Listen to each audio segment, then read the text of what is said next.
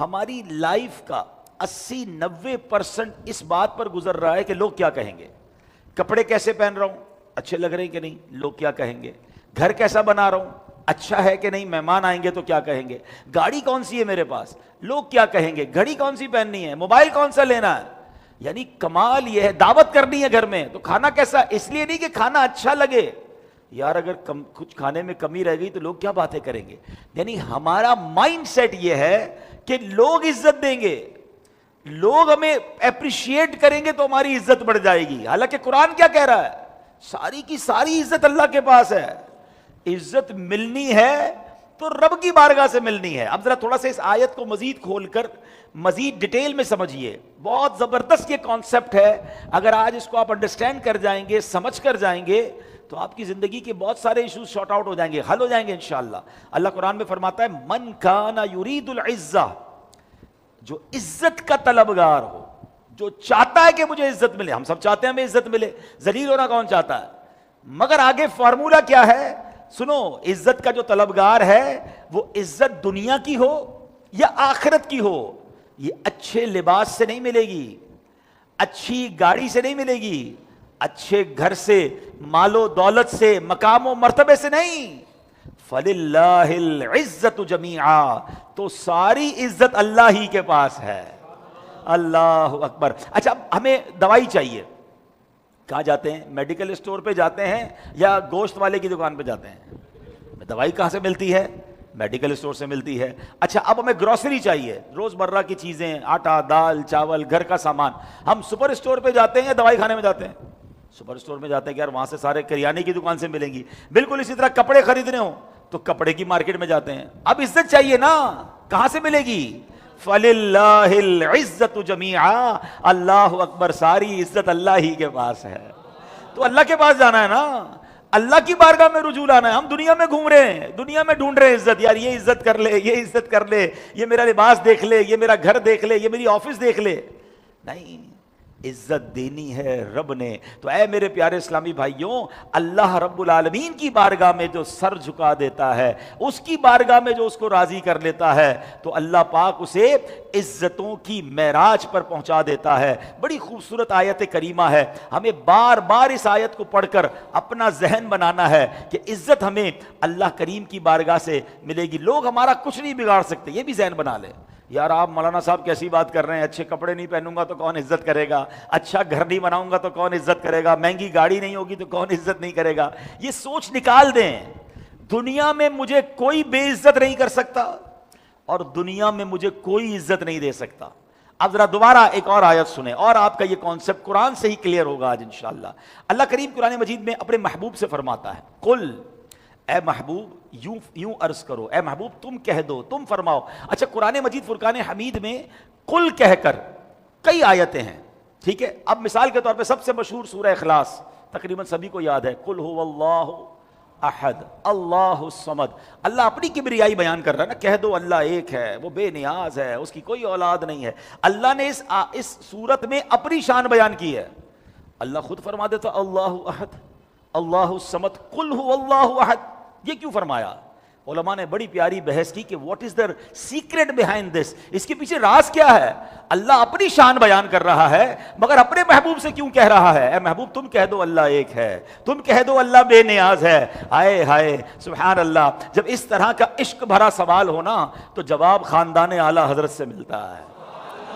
برادر اعلیٰ حضرت ہیں شہنشاہ سخن مولانا حسن رضا خان صاحب, کیا کمال کی شرح بیان کرتے. ایک شعر میں وہ تواڑی پنجابی میں کہتے ہیں نا گلی مکا دی, وہ کہتے ہیں کل کہہ کر اپنی بات بھی لب سے تیرے سنی.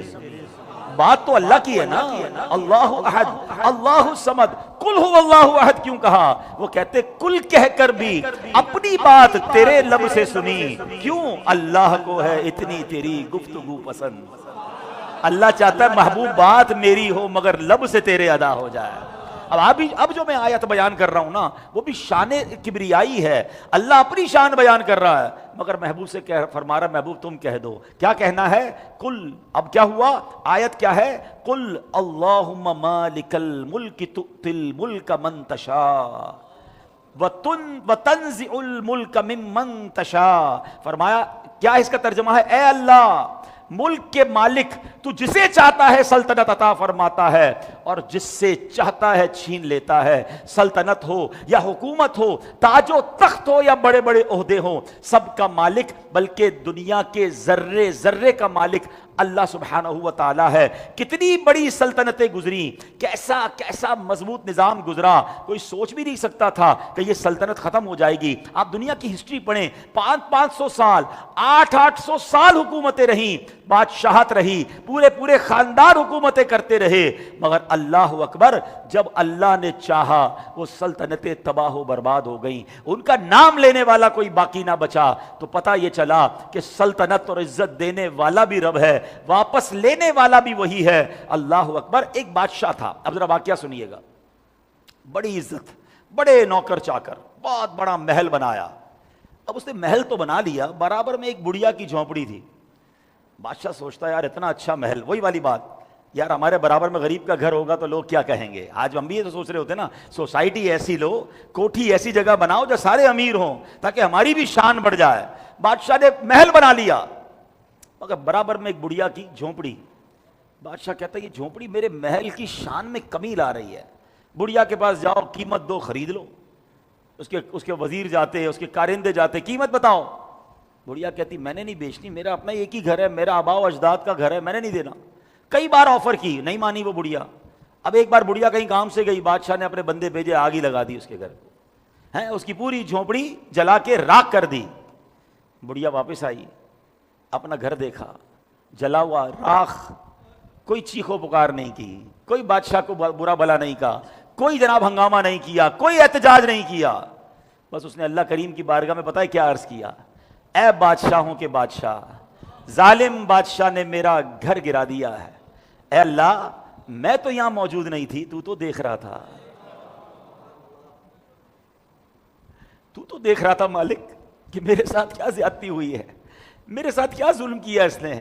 تو بادشاہوں کا بادشاہ ہے, ایک ظالم بادشاہ نے میرا گھر گرا دیا. بس بڑھیا نے اتنا ہی کہا, اپنی فائل جمع کرا دی, اپنی ریکویسٹ جمع کرا دی. اسی وقت زلزلہ آیا اور بادشاہ کا محل زمین بوس ہوا, ملیا میٹ ہو گیا. کیا کہتا ہے قرآن, تؤتی الملک من تشاء وتنزع الملک ممن تشاء. تو جسے چاہتا ہے سلطنت عطا فرماتا ہے, جس سے چاہتا ہے چھین لیتا ہے. اس واقعے سے جہاں میرے رب کی شان, قدرت اور اس کے فیصلے سیکھنے کو مل رہے ہیں, وہاں ایک اور بات سیکھنے کو مل رہی ہے, کبھی کسی پر زیادتی مت کرنا, کبھی کسی کو دبانا نہیں, کبھی یہ مت سوچنا یہ میرا کیا بگاڑ لے گا. آج لوگ کہتے ہیں غریب آدمی ہے, میرا کیا بگاڑ لے گا, میرا کوئی کچھ نہیں بگاڑ سکتا, میرے پاس ٹور ہے, میرے پاس حکومت ہے, میرے پاس پاور ہے, زیادہ بات مت کرو, مسل کے رکھ دوں گا, پتہ نہیں میرے نوکر ہو. اس طرح بات کرتے ہیں, نکلو یہاں سے. ایسے ایسے جملے استعمال کرتے ہیں لوگ کہ بندہ کانپ جائے کہ زبان پر یہ جملہ آتا کیسے, میں کون ہوں یہ کہنا کیسے آتا ہے آپ کو. ارے میں اور آپ کچھ نہیں ہیں. اور ایک بات یاد رکھنا, میں بہت پہلے کی بات ہے, پنجاب آیا تھا اور میں نے جملہ پنجاب سے ہی سیکھ کر گیا تھا. کمال کی بات ایک بندے کی زبان سے نکلی, پھر میں نے اس کو پکڑا, میں نے کہا ڈیفائن تو کرو یہ جملہ کیا ہے. اس بندے نے کمال کا جملہ کہا تھا کہ مضبوط آدمی سے نہ ڈرو, ماڑے آدمی سے ڈرو. تو میں نے کہا یار یہ کیا بات کر دی, کیا کمال کا جواب دیا. کہتا ہے مضبوط تو بدلہ لے لے گا, ماڑا بدلہ نہیں لے گا, مارا فریاد کر دے گا. ہاں, اور پھر اللہ جو ہے نا وہ کمزوروں کے ساتھ ہے, اللہ ظالم کے نہیں مظلوم کے ساتھ ہے. پھر ظالم پر جب وہ بدلہ لیتا ہے تو ظالم بچتا نہیں. تو کبھی زندگی میں کسی کی ہائے نہ لیں, پلیز زندگی ایسے گزارو کہ لوگ مجھے دعائیں دیں, مجھے بد دعائیں نہ دیں. میرا گھر تو بن گیا, فیکٹری تو بن گئی, کاروبار تو چمک گیا, مشہور تو میں ہو گیا, ہیں دنیا میں نام بھی ہو گیا, مگر کچھ لوگوں کو میں ذلیل کر کے آگے بڑھا, کچھ کو میں نے ان کا حق دبایا. برباد ہونے میں دیر نہیں لگے گی. بلکہ میں ایک اور مشورہ دیتا ہوں, میں کہتا رہتا ہوں بیان میں, کبھی زندگی میں آپ کو ایسا محسوس ہونا کہ یار لائف بہت کمال کی گزر رہی تھی, ہیں بڑی اچھی صحت تھی, کاروبار بھی سیٹ, فیملی بھی مزے میں, مگر اچانک ایک ایک کر کے چیزیں بگڑ رہی ہیں, کاروبار ڈسٹرب ہو رہا ہے, ہیں مسائل آ رہے ہیں, فیملی میں جھگڑے شروع ہو گئے ہیں, صحت خراب ہو رہی ہے, تو دیکھ لو کسی کا دل تو نہیں دکھا دیا, کسی کی ہائے تو نہیں لے لی, بنا بنایا سب تباہ ہو جاتا ہے. تو زندگی کا اصول بنایا. اچھا پھر شیطان پتہ کیا کرتا ہے، ہمیں یاد آ جاتا ہے، ہم انسان ہیں نا، ہمیں یاد آ جاتا ہے کہ ہاں یار اس دن ملازم کو، اس دن اس غریب آدمی کو، اس دن ٹھیلے والے کو، مسجد کے خادم کو، ہاں نہ مسجد کے اندر آ کے لوگ ذلیل کر کے جاتے ہیں۔ بھائی آپ 5 وقت کے نمازی ہیں، اس کا مطلب مسجد کے مالک ہو گئے؟ آپ نے مسجد بنائی ہے تو کیا مسجد کے مالک ہو گئے؟ یہ اللہ کا گھر ہے، کسی کا گھر نہیں۔ جس نے بھی پیسے دیے ہوں، جو بھی انتظام کر رہا ہے، سب خادم ہے، مالک رب ہے۔ تو کبھی یہ کسی کو اجازت نہیں ہے کہ کسی امام صاحب، کسی مؤذن، کسی نمازی، کسی خادم کو ذلیل کر کے چلا جائے، نہیں، زندگی میں کبھی بھی نہیں۔ اگر آپ نے کسی کا دل دکھایا ہے تو شیطان پتہ ہے دماغ میں کیا ڈالتا ہے، یار آئندہ نہیں کروں گا، نہیں، آپ کو اس سے معافی مانگنی پڑے گی، اس کو راضی کرنا ہوگا۔ وہ جب تک راضی نہیں ہوگا رب بھی راضی نہیں ہوگا۔ دل بڑا کریں، ہمت کریں، معافی مانگے، بے شک وہ غریب ہے۔ مجھے یاد ہے، بہت پرانی بات ہے، ایک بیان اسی طرح کا ہوا، بہت فیکٹری اونرز تھے اور تاجران تھے، ان میں اس موضوع پہ بیان تھا کہ کسی کا دل مت دکھاؤ، دکھایا ہے تو معافی مانگ لو۔ مجھے 2 دن بعد ایک فیکٹری اونر کا فون آیا، کہتا ہے جس دن آپ کا بیان سنا رات بھر سویا نہیں، کیونکہ اسی دن میں نے اپنی آفس کے اندر اپنے ملازم کو سب کے سامنے ذلیل کیا تھا، غلطی ہو گئی تھی اس سے کوئی، مگر میرے منہ میں جو آیا میں نے اس کو بول دیا۔ آج کل تو یہی ہوتا ہے نا، گالی بھی دیتے ہیں، ڈانٹتے بھی ہیں، بعضوں کا تھپڑ بھی مار دیتے ہیں۔ وہ غریب آدمی ہے، نوکری چھوڑ کے کہاں جائے گا؟ بھائی سیٹھ صاحب، وہ آپ کا نوکر ضرور ہے، مگر وہ سرکار علیہ السلام کا امتی بھی ہے، وہ اللہ کا بندہ بھی ہے، اس کا دل توڑنے کی اجازت نہیں، اپنی بیوی کا دل توڑنے کی اجازت نہیں ہے، یہ تو ملازم ہے۔ وہ کہتا ہے میں ساری رات سوچتا رہا کہ یار غلطی تو ہو گئی ہے، اللہ کو کیسے راضی کروں گا، اللہ ناراض ہو جائے گا تو میرا کیا بنے گا۔ کہتا ہے اگلے دن میں نے ہمت کی، تمام لوگوں کو جمع کیا، اپنے اس غریب ملازم کو بلایا اور سب کے سامنے اس سے معافی مانگی۔ کہتا اب یقین کریں اتنی سکون کی نیند آئی ہے، اتنی مجھے سکون ہو گیا ہے۔ اب میں نے کہا یہ تم نے کام کیا، اصل یہ کرنا مشکل ہے، شیطان کرنے نہیں دیتا، یاد آ جاتا ہے مگر ہمت نہیں ہوتی کہ یار میں کیسے معافی مانگوں۔ اب میں جو جملہ کہنے جا رہا ہوں نا وہ ہے تھوڑا مشکل، مگر اللہ میرے پیر و مرشد کو سلامت رکھے۔ امیر اہل سنت جیسی تربیت کرنے والا ہمیں ملا ہے، یہ اللہ کا بہت بڑا احسان ہے۔ آپ نے ایک بار مدنی مذاکرے میں وہ جملے کہے بندہ کانپ جائے، سوچ بھی نہیں جاتی تھی ادھر۔ آپ فرماتے ہیں، ہم تو یہ سمجھتے ہیں نا کہ سیٹھ ملازم کا دل نہیں توڑ سکتا، آپ فرماتے ہیں کہ اگر باپ نے اپنے بیٹے کے ساتھ زیادتی کی ہے تو باپ کو بیٹے سے معافی مانگنی پڑے گی، شوہر نے بیوی کے ساتھ زیادتی کی ہے تو شوہر کو اپنی بیوی سے معافی مانگنی پڑے گی۔ اور ایک سٹیپ آگے بڑھ کر آپ کہتے ہیں، فرماتے اگر پیر نے مرید کا دل دکھایا ہے تو پیر کو مرید سے معافی مانگنی پڑے گی۔ یہ میرا اسلام ہے۔ میں کہتا ہوں میں معافی مانگوں، میں معافی مانگوں اتنا بڑا ہو کر؟ ارے بھائی پھر سبحان اللہ، اس کی تشریح بیان کی، فرمایا پیر والد اور سیٹھ کیا ہے؟ سرکار دو عالم علیہ الصلوۃ والسلام صحابہ کے سامنے کھڑے ہو کر فرماتے کسی کا دل دکھا ہے، کسی کا حق اگر تلف ہو گیا ہے تو مجھ سے بدلہ لے لے۔ یہ تربیت مصطفیٰ کریم علیہ الصلوۃ والسلام کی ہے۔ اور میں کہوں کہ میں آگے بڑھ کر نہیں، یہ بڑھیا کی فریاد یاد رکھنا کہ اے اللہ میں تو نہیں دیکھ رہی تھی، تو دیکھ رہا تھا، میں کمزور تھی اور ظالم نے میرا گھر ڈھا دیا۔ ظلم نہ کرنا، کبھی ظلم نہ کرنا، کبھی زیادتی نہ کرنا، تھوڑا ہمارا حصہ تھوڑا مل جائے میں تھوڑا منظور ہے۔ کسی کا حق دبا کر نہیں چاہیے، کسی کی زمین پر قبضہ کر کے نہیں چاہیے، کسی یتیم کا مال کھا کر، کسی بہن کا ورثہ۔ بدقسمتی سے لوگ اپنی بہنوں کو ورثہ نہیں دیتے ہیں، اپنے خاندان کے یتیم بچوں کو ورثہ نہیں دیتے۔ کدھر جاؤ گے یہ پیسہ لے کر، کدھر جاؤ گے یہ مال لے کر؟ کبھی زندگی میں یہ کام نہ کرنا، یہ پیسہ کسی کام کا نہیں ہے، وہ بربادی، وہ بیماری، وہ پرابلم لے کر آئے گا، پھر آپ کو پتہ بھی نہیں چلے گا اور سارا معاملہ ہی ہاتھ سے نکل جائے گا۔ اللہ مجھے بھی اور آپ کو بھی مسلمانوں کا خیر خواہ بنا دے، میری وجہ سے لوگ خوش ہوں، میری وجہ سے لوگوں کے چہروں پر مسکراہٹیں آئیں، آسانیاں آئیں، نہ کہ میری وجہ سے تکلیف آئے۔ بہرحال موضوع کچھ اور تھا، یہ بات بھی ضروری تھی، اس لیے ہم اس طرف نکل گئے کہ عزت کہاں سے ملنی ہے؟ عزت اللہ کی بارگاہ سے ملنی ہے، اور اسی آیت میں اللہ آگے ارشاد فرماتا ہے وَتُعِزُّ مَن تَشَاءُ وَتُذِلُّ مَن تَشَاءُ بِيَدِكَ الْخَيْرُ إِنَّكَ عَلَىٰ كُلِّ شَيْءٍ قَدِيرٌ۔ اور تو جسے چاہتا ہے عزت دیتا ہے، جسے چاہتا ہے ذلت دیتا ہے، تمام بھلائی تیرے ہی ہاتھ میں ہے، بے شک تو ہر شے پر قدرت رکھنے والا ہے۔ تو پتا چلا کہ عزت دینے والا بھی رب ہے، ذلت دینے والا بھی رب ہے۔ اسے ناراض کرو گے وہ تمہیں ذلیل کر دے گا۔ اے میرے پیارے اسلامی بھائیوں، ایک اور بات یاد رکھیں، ہم بعض اوقات سمجھتے ہیں کہ یار لوگ میرے بارے میں باتیں کر رہے ہیں، یار میسج چل رہے ہیں، سوشل میڈیا پر بات ہو رہی ہے، یہ دماغ سے بات نکال دو۔ پورا پاکستان کسی کو ذلیل کرنا چاہے، میرے رب نے عزت لکھی ہے، اسے کوئی ذلیل نہیں کر سکتا، اسے عروج ہی مل رہا ہے۔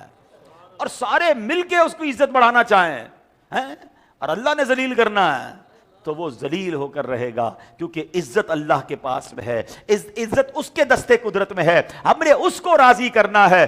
دنیا والوں کو راضی کرنے کے لیے اپنے مالک کو ناراض مت کر بیٹھنا۔ کچھ لوگ کام ایسے کرتے ہیں کہ دنیا والے راضی ہو جائیں، دنیا میں مشہور ہو جاؤں، دنیا میں میرے فالوور بن جائیں۔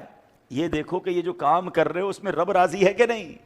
دنیا والے تو راضی ہو گئے، کہیں رب ناراض نہ ہو گیا۔ اصل میں ایک اور فینومینا، ایک اور بات سمجھ کے جائیے، عزت اور ہے، شہرت اور ہے۔ یہ بات سمجھ جائیے، ہم جو بھاگ رہے ہیں نا، یہ ایکچولی عزت کے پیچھے نہیں، شہرت کے پیچھے بھاگ رہے ہیں۔ رسپیکٹ اور fame, these are two different things. اب میں آپ کو اس کو، آپ کہیں گے اس کا یہ کیا بات ہوئی، عزت اور شہرت میں فرق کیسے ہے؟ میں آپ کو سمجھاتا ہوں۔ ابھی محرم میں ماشاءاللہ آپ سب نے کئی بیانات سنے، ایک ہستی کا بار بار ذکر سنا، بڑی عقیدت سے سنا۔ وہ کون تھے؟ امام عالی مقام امام حسین رضی اللہ۔ سب عزت کرتے ہو، ہمارے بچے قربان ان پر، مگر ایک اور بدبخت کا بھی ذکر سنا، اور تقریباً روز ہی سنا۔ کس کا سنا؟ یزید کا سنا ہے۔ کتنا مشہور ہے، جو امام حسین کو جانتا ہے وہ یزید کو بھی جانتا ہے، تو مشہور تو وہ بھی ہے۔ اوئے ہوئے ہوئے، یزید کے تو لاکھوں جانتے ہیں، اس کو کروڑوں لوگ جانتے ہیں۔ شیطان کو کون نہیں جانتا؟ شیطان سے زیادہ مشہور کون ہے؟ اگر شیطان کا فیس بک پیج ہوتا تو پتہ نہیں کتنے بلین فالوور ہوتے اس کے۔ ہر مذہب والا شیطان کو جانتا ہے۔ یزید اور امام حسین کو تو مسلمان جانتے ہیں نا بھائی، شیطان کو تو ہر دنیا کا مذہب والا جانتا ہے، موسٹ پاپولر۔ تو یہ عزت ہے کیا؟ یہ شہرت ہے۔ یزید کی شہرت ہے اس کے ظلم کی وجہ سے، میرے امام کی شہرت ہے قربانی کی وجہ سے۔ یزید کو لوگ جانتے ہیں زیادتی، جبر اور بدکاری کی وجہ سے، میرے امام کو لوگ اپنے دلوں میں بساتے ہیں۔ کیوں بساتے ہیں؟ کیونکہ ان کی پرہیزگاری، ان کی سبحان اللہ شان، ان کی شوکت، وہ نبی پاک کے نواسے ہیں۔ فرق سمجھ آیا؟ حسین بھی مشہور ہے، یزید کو بھی کچھ لوگ جانتے ہیں، مگر امام حسین ہمارے دل میں بستے ہیں۔ تو زندگی کا اصول بنا لیں کہ شہرت نہیں، ہمیں عزت چاہیے۔ ہاں دنیا ساری جانے اور رب ناراض ہو، کیا کرنا ہے اس عزت کا؟ ہاں اللہ راضی ہونا چاہیے، اللہ کے حبیب علیہ الصلوۃ والسلام راضی ہونے چاہیے۔ میں جناب اتنا مشہور، مجھے جناب پوری دنیا جانتی ہے۔ حضرت آپ کے گناہوں کی وجہ سے، آپ کی خطاؤں کی وجہ سے، آپ کی برائیوں کی وجہ سے آپ کو جانتی ہے، نہیں۔ اللہ اکبر۔ یہ جو امت ہے نا، اس امت کو نبی پاک علیہ الصلوۃ والسلام نے اللہ کی طرف سے گواہ فرمایا۔ ایک حدیث پاک ہے، پیارے آقا علیہ الصلوۃ والسلام کہیں جلوہ فرما تھے، قریب سے ایک جنازہ گزرا، لوگوں نے کہا بڑا برا آدمی تھا، بڑا بدبخت، بہت گناہگار۔ نبی پاک نے فرمایا وجبت، واجب ہو گئی۔ تھوڑی دیر بعد ایک اور جنازہ گزرا، لوگوں نے کہا بڑا نیک انسان تھا، بڑا اچھا آدمی تھا، سبحان اللہ، لوگوں کی مدد کرنے والا تھا۔ میں حدیث کا خلاصہ بیان کر رہا ہوں۔ میرے آقا نے فرمایا وجبت، واجب ہو گئی۔ صحابہ نے کہا حضور پہلے بھی ایک جنازہ گزرا، آپ نے فرمایا واجب ہو گئی، دوبارہ گزرا، آپ نے کہا واجب ہو گئی۔ فرمایا جو بندہ پہلے گزرا، مرنے کے بعد لوگوں نے کہا برا آدمی تھا، تکلیف دینے والا تھا، پریشان کرنے والا تھا، برائیوں میں مبتلا تھا، اس پر جہنم واجب ہو گئی۔ اور ایک دوسرا جنازہ گزرا، لوگوں نے کہا کیا انسان تھا، کتنا اچھا آدمی تھا، مدد کرنے والا، نیکیاں کرنے والا۔ آقا نے فرمایا اس پر جنت واجب ہو گئی۔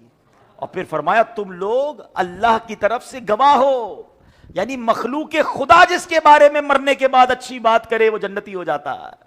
اب سوچو کیا زندگی گزار رہے ہو، مرنے کے بعد اچھی باتیں ہوں گی یا مرنے کے بعد بھی میری برائیاں ہوں گی، میری برائیاں کنٹینیو رہیں گی؟ یہ کچھ لوگوں کو عجب شوق ہو گیا ہے، سوشل میڈیا پہ جانا ہے اور اپنا ایک تو غلط چیز دیکھی اس کو شیئر کر رہے ہیں، اس کو آگے بڑھا رہے ہیں کہ میں نے گناہ کر لیا اب تم کرو۔ کیا کر رہے ہو بھائی؟ آپ نے تو جو گناہ کیا اس کی توبہ کر لو گے، جو ساری دنیا آپ کی وجہ سے گناہ کرے گی؟ نہ کریں ایسا۔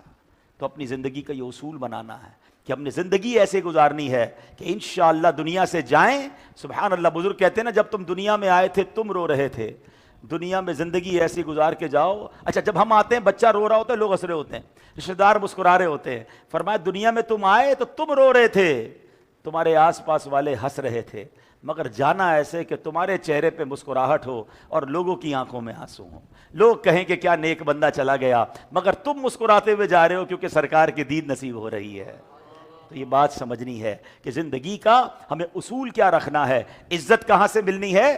اللہ کی بارگاہ سے ملنی ہے. اللہ اکبر. یہ جو غیر مسلم تھے نا, یہ اللہ کو چھوڑ کر بتوں کی عبادت کرتے تھے. کیوں؟ قرآن کہتا ہے لِيَكُونُوا لَهُمْ عِزًّا, کہ وہ انہیں زور دیں. یہ تمام بت مل کر کوئی عزت دے دیں گے, مگر عزت نہیں ملی. اللہ اکبر. ادھر ادھر عزت تلاش کرنے والے کو سبحان اللہ. علامہ اقبال نے کمال کی بات لکھی نا, اگر یہ شاعر مشرق کا شعر سمجھ جائے نا کہ ادھر ادھر سجدے نہ کرو, ادھر ادھر سر مت جھکاؤ, ادھر ادھر چاپلوسیاں مت کرو. وہ کہتے ہیں نا لوگوں کی, مالداروں کی, مشہور لوگوں کی آگے پیچھے گھوموں مجھے بھی عزت مل جائے. کمال کی بات کرتے ہیں شاعر مشرق, کہتے ہیں یہ ایک سجدہ جسے تو گراں سمجھتا ہے, اللہ کی بارگاہ کا سجدہ کرتا نہیں, لوگوں کے آگے پیچھے گھوم رہا ہے. یہ ایک سجدہ جسے تو گراں سمجھتا ہے, ہزار سجدے سے دیتا ہے آدمی کو نجات. ارے ادھر ادھر سر نہیں جھکانا پڑے گا, اگر رب کی بارگاہ میں سر جھکا لو, اسے راضی کر لو. اور یہی بات سیدی اعلیٰ حضرت نے ایک اور عشق بھرے انداز میں ہمیں سمجھا دی. اے دنیا والوں کے چکر لگانے والوں, میرے رضا کیا خوبصورت بات کہتے ہیں. کہتے ہیں کروں مدح اہل دول رضا, پڑے اس بلا میں میری بلا.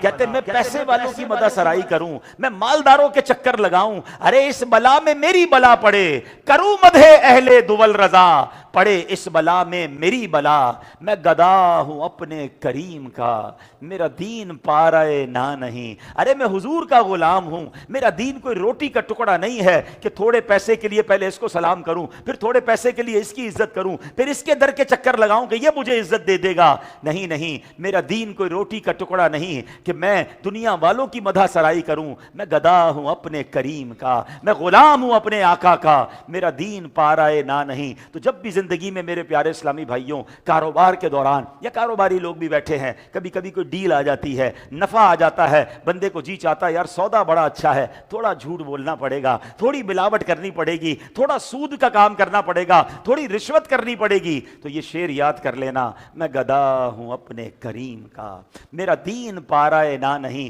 میرا دین روٹی کا ٹکڑا نہیں ہے کہ تھوڑے پیسوں کے لیے, کچھ لوگوں کو راضی کرنے کے لیے میں اپنے اللہ اور اس کے رسول کو ناراض کر دوں. تو بہرحال آج قرآن کے ذریعے یہ پیسج لے کر جائیں کہ عزت ساری کی ساری اللہ کے پاس ہے, عزت ملنی اس سے ہے, تو کسی اور کو نہیں, اپنے رب کو راضی کرنا ہے. زندگی ایسے گزاریں کہ اللہ راضی ہو جائے, اللہ کے حبیب علیہ الصلوۃ والسلام ہم سے راضی ہو جائیں, اور اللہ کے بندے بھی ہم سے ناراض نہ ہوں. زیادتی نہیں کرنی, ظلم نہیں کرنا ہے. اللہ کریم ہمیں ایسی زندگی گزارنے کی توفیق عطا فرمائے. ایسی پیاری باتیں دعوت اسلامی کے اس پیارے ماحول میں سکھائی جاتی ہیں. دعوت اسلامی کے اجتماعات میں آیا کریں, مدنی چینل دیکھا کریں. ماشاءاللہ آج مکتبۃ المدینہ کی موبائل وین باہر آئی ہوئی ہے, اور یہ مکتبہ کسی کا ذاتی ادارہ نہیں ہے, یہ دعوت اسلامی کا اشاعتی ادارہ ہے. تو اس سے کتابیں وغیرہ خریدیں گے, اس کا نفع نقصان بھی دعوت اسلامی کا ہے. بڑی پیاری کتابیں آئی ہوئی ہیں. رب کی عظمت, اللہ سے محبت بڑھانی ہے, اللہ کی شان دل میں گھر کرنی ہے.